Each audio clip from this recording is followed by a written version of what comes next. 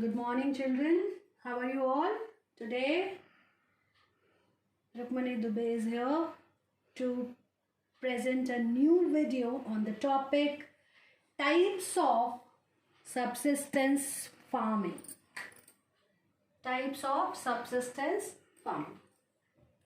बेटा, here the meaning of subsistence is जीवन यापन करने वाली खेती, जो हम किसके लिए करते हैं? सेल्फ कंजम्पशन के लिए करते हैं, अपने खुद के इस्तेमाल के लिए करते हैं. तो यहाँ पे सबसिस्टेंस मतलब क्या होता है? अपने यूज के लिए, सेल्फ कंजम्पशन के लिए. सबसिस्टेंस फार्मिंग, जीवन यापन वाली कृषि. And in previous video I taught you that there are two types of subsistence farming, right? First is primitive subsistence farming and second is intensive subsistence farming, right? बेटा, इस पे question board exams में या आपको आपके internal exams होते हैं school के, उसमें क्वेश्चन आ सकता है. Right 5 main features of primitive subsistence farming or intensive subsistence farming. You can get this question in this way also. Differentiate between primitive subsistence farming and intensive subsistence farming. If you will watch this video properly, I think you can write your answer very nicely, right? So watch my video with full attention. Here we are with the main features of primitive subsistence. Primitive का मतलब होता है पुराने तरीके से की जाने वाली फार्मिंग, जीवन यापन वाली farming. First, carried out by small farmers on small patch of land. ये खेती कैसे की जाती है? छोटे से पैच ऑफ लैंड, मतलब छोटे से जमीन को लेकर. और कौन करता है? जो स्मॉल फार्मर्स है. स्मॉल फार्मर्स का मतलब यहाँ पर है farmer whose financial condition is not so good, right? Such farmers are small farmers, right? तो फर्स्ट क्या पॉइंट हुआ, फीचर क्या लिखेंगे आप? कि ये एक ऐसी फार्मिंग है जिसे कौन करते हैं? स्मॉल फार्मर्स करते हैं. कितने एरिया में करते हैं? Very small patches of land. Second इसका जो पॉइंट है हमें डिस्कस करना है वो है, इन this type of farming farmer uses primitive tools. They use primitive tools. वो क्या यूज करते हैं? प्रिमिटिव टूल यूज करते हैं. प्रिमिटिव मतलब पुराने, जैसे लकड़ी का इस्तेमाल कर लेना, वुडन प्लो का इस्तेमाल कर लेना, खुरपे का इस्तेमाल करना, right? So these are called primitive tools. So in this type of farming farmer uses primitive tools. कैसे टूल्स यूज करता है? प्रिमिटिव टूल्स यूज करता है. तीसरी बात, in this type of farming farmer depends on the natural fertility and rainfall. Natural fertility of the soil आना चाहिए वहां पर. क्या लिखना है? हम यहाँ पे किसकी बात कर रहे हैं? Natural fertility of the soil. मतलब इस तरह की फार्मिंग में हम पूरी तरीके से डिपेंडेंट रहते हैं. किसके ऊपर डिपेंडेंट रहते हैं? Natural fertility. That means farmer is not using any biochemicals to increase the fertility of the soil. So they dependent on what? They dependent on the natural fertility. जितनी उसमें उपजाऊपन है उसी में वो उन्हें फार्मिंग करनी है. They will not add any fertiliser, insecticide and pesticides, right? They depend on rainfall. Means जितनी बारिश से जो पानी मिलता है ना, उसी से गुजारा करते हैं. They do not use other means of irrigation like tube wells, head pumps. वो किस पे डिपेंडेंट है? They dependent on rainfall. Is that clear?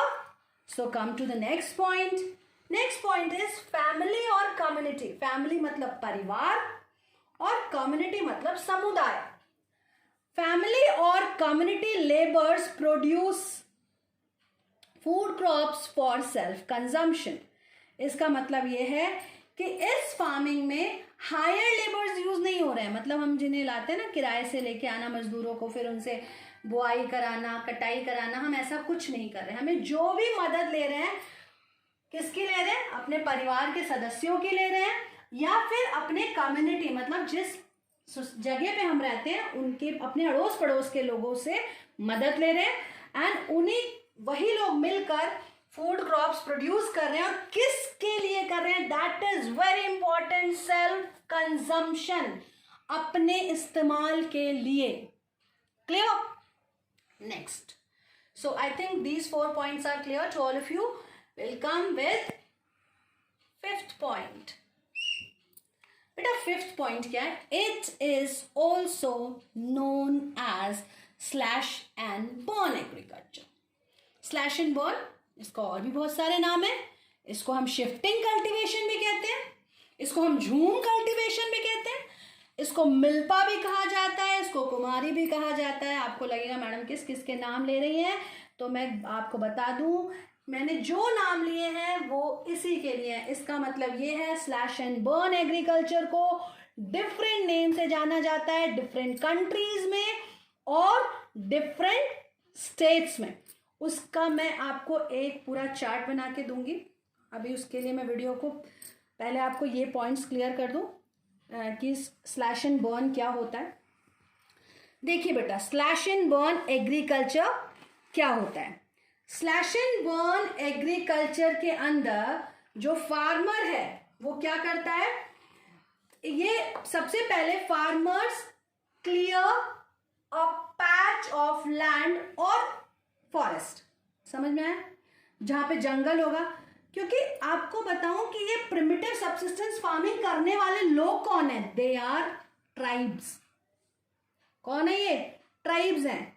They don't want to live on a particular area. वो समय के साथ एक तरीके से वो नोमैड्स हैं, अभी भी घुमक्कड़ प्रजाति के लोग हैं जो यहाँ पे कर रहे हैं. राइट?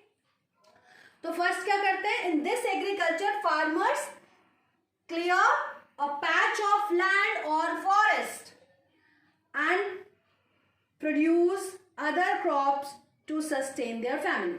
जब वो पहले क्या करेंगे, इन जंगलों को जलाएंगे.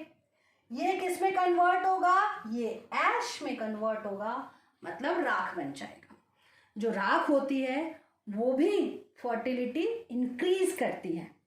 जब ये प्रोसेस हो जाता है तो इसी के बाद, बेटा ये अलग अलग जगह नहीं है, इसी को पहले जला के यहाँ पे ऐश प्रोड्यूस किया गया और यहीं पर फिर क्या किया गया, क्रॉप कल्टीवेशन किया गया.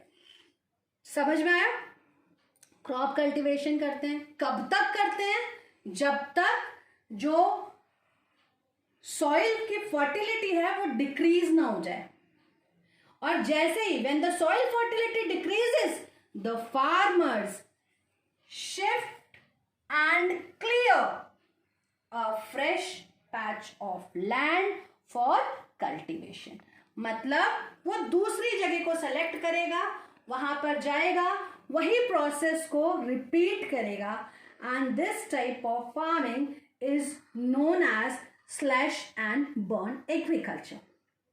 अब देखिए बेटा, वैसे तो आपके सिलेबस में नहीं है, फिर भी आपको पता तो होना चाहिए कि स्लैश एंड बर्न के कुछ एडवांटेज भी होते हैं और बहुत सारे डिसएडवांटेजेस भी होते हैं. वो भी हम एक बार देख लेते हैं, क्या पता 1 मार्क में पूछ लिया जाए बोर्ड एग्जाम्स में. अगर पूछा जाता है what is the advantage of shifting cultivation, advantage क्या है, तो आप देखेंगे जब ये, मैंने आपको बताया कि जब ये अपनी सॉइल की फर्टिलिटी को, सॉइल अपनी फर्टिलिटी को या लैंड अपनी फर्टिलिटी को लूज कर देता है, तो जो फार्मर है वो कहाँ शिफ्ट हो जाता है? दूसरी जगह पे. और इस जगह को काफी समय के लिए छोड़ देता है. क्या छोड़ देता है? मतलब खाली छोड़ देता है. और वो जो समय होता है, उस समय में ये जो लैंड है वो अपनी फर्टिलिटी को रीगेन करती है, रिप्लेनिश करती है, कह सकते हो. तो it helps soil to regain its fertility को रीगेन कर ले. लेकिन फायदे कम, नुकसान बहुत ज्यादा. क्या है नुकसान?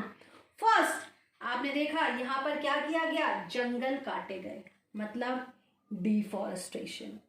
बर्न किया गया, बर्न करने से क्या होगा, बर्न करने से क्या इंक्रीज होगी, CO2, ग्लोबल वार्मिंग।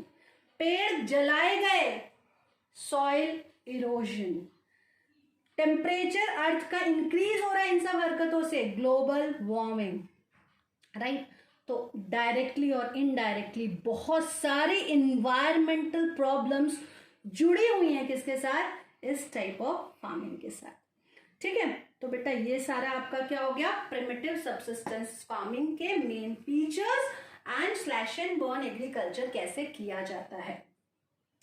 दूसरा आते हैं, दूसरे वीडियो को, दूसरे टॉपिक को देखते हैं। दूसरा टॉपिक बता रहा है इंटेंसिव सबसिस्टेंस फार्मिंग। अब इंटेंसिव सबसिस्टेंस फार्मिंग क्या है, इंटेंसिव सबसिस्टेंस फार्मिंग का सबसे मेन फीचर है कि it is practised on bigger land holdings. थोड़ा इसके कंपैरिजन में इसकी जो जमीन होती है वो बड़ी होती है, खेत जो होते हैं बड़े होते हैं, राइट। एंड दूसरा, done on land of high population. High population, जहां पर ज्यादा पॉपुलेशन होती है उन जगहों पे की जाती है फार्मिंग, ठीक है। अब जब उन पे कम जमीन पे ज्यादा उगाना चाहते हो, आप क्या करना चाहते हो, जमीन आपके पास लिमिटेड है और आप उसमें ज्यादा प्रोड्यूस करना चाहोगे कुछ, तो आप ही बताओ, आप कुछ अपनी तरफ से प्रयास करेंगे,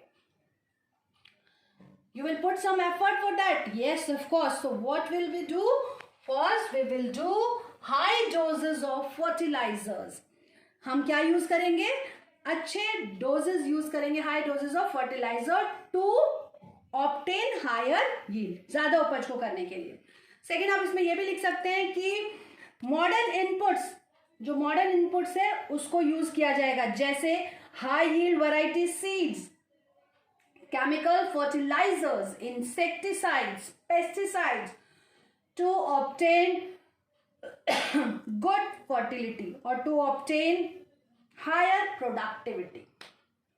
थर्ड पॉइंट कि बेटा अगर आप देखिए, हम यहाँ पर देखिए बस इतना अंतर है कि ये पूरी तरीके से सबसिस्टेंस है, इसमें थोड़ा सा हमारा कॉमर्शियल पर्पस भी छुपा हुआ है। फार्मर सारा अपने लिए नहीं प्रोड्यूस करता है बल्कि अपने कम्युनिटी के लिए भी प्रोड्यूस करता है। तो यहाँ पर वो किस पे डिपेंड नहीं कर रहा है, वो रेनफॉल पे डिपेंड नहीं कर रहा है, यहाँ पर वो रेनफॉल पे डिपेंड कर रहा था। यहाँ पर आप देखेंगे he will keep some other means of irrigation, कुछ और भी तरीके वो रखेगा। अगर मान लीजिए बारिश नहीं हुई तो वो रिस्क नहीं ले सकता है यहाँ पर, तो वो क्या करेगा, irrigation methods are also use to obtain high yield, का मतलब होता है उपज, अच्छी उपज पाने के लिए वो इरिगेशन मेथड्स का भी इस्तेमाल करेगा, करते हैं। सेकेंड होता है लैंड प्रोडक्टिविटी इज हाई। बेटा छोटी सी जमीन है, उसमें हम बहुत सारी चीजें यूज कर रहे हैं, हाई डोजेस फर्टिलाइजर का यूज कर रहे हैं, हम high yield variety seeds use कर रहे हैं, हम फर्टिलाइजर, इंसेक्टिसाइड, पेस्टिसाइड, मतलब हम सारे बायोकेमिकल्स यूज कर रहे हैं। तो उस जगह में पर हेक्टर प्रोडक्शन क्या होगा, ज्यादा होगा। क्या होगा, पर हेक्टर प्रोडक्शन क्या होगा, ज्यादा होगा, राइट। तो यहां पर हम लिख सकते हैं एक और point, land productivity is high as it is meant for commercial purpose. So this is all about intensive subsistence farming, done. So अब मैं वीडियो को पॉज कर रही हूँ बिकॉज या बंद ही कर रही हूँ, आपके लिए एक छोटा सा वीडियो लेके आऊंगी जिसमें मैं आपको प्रिमिटिव फार्मिंग के डिफरेंट नेम्स डिफरेंट कंट्रीज में और इंडियन स्टेट्स में बताऊंगी, राइट। तो बेटा इस टॉपिक में अगर कोई भी प्रॉब्लम हो तो आप मुझे कॉल करें, कमेंट करें, ठीक है। और ये वीडियो क्लास 10th और 8th दोनों के लिए है, क्योंकि कुछ टॉपिक्स ना 8th और 10th क्लास के सेम हैं, राइट। तो हम मिलते हैं नेक्स्ट वीडियो में, किसके साथ, प्रिमिटिव सबसिस्टेंस फार्मिंग के डिफरेंट नेम्स के साथ। कहाँ पे different names, in different countries and different states of India. So that's all about today's topic. Have a good day.